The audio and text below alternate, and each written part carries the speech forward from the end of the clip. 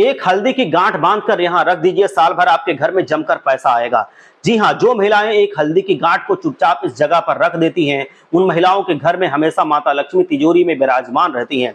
तो अगर आपके घर में भी धन आता तो बहुत है, लेकिन टिक नहीं पाता है, बचत और बरकत नहीं हो पा रही है, या फिर कोई भी नकारात्मक शक्तियों की वजह से आपके घर में आए दिन लड़ाई झगड़े होने की स्थिति पैदा हो जाती है, माता लक्ष्मी जैसे आपसे रूठ सी गई हैं, आप पर कृपा नहीं बरसा पा रही हैं, तो ऐसे में आपके रसोई घर में रखी हुई हल्दी की गांठ आपकी सभी परेशानियों का हल साबित हो सकती है।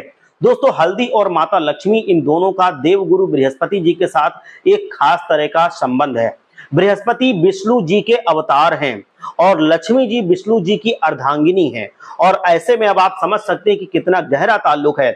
और ये तो सभी जानते हैं कि बृहस्पतिवार वाले दिन हल्दी की पूजा करना कितना ज्यादा शुभ बताया गया है। इससे गुरुदेव बृहस्पति की कृपा प्राप्त होती है, और जब गुरु बृहस्पति खुश हो जाते हैं तो भला माता लक्ष्मी जी आपसे कैसे नाराज हो सकती है।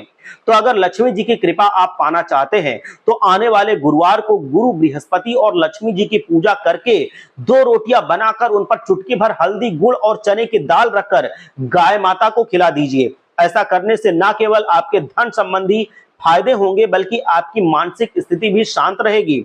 इसी के अलावा आप हल्दी का टीका अपने माथे पर, अपने गले पर जरूर लगाएं। इससे माता लक्ष्मी जी प्रसन्न होती हैं। इसके अलावा जो लोग अपनी मनपसंद शादी करना चाहते हैं, या फिर जिन लोगों की शादी होने में देरी हो रही है या रुकावट आ रही है, उन लोगों के लिए हल्दी तो वरदान साबित हो सकती है।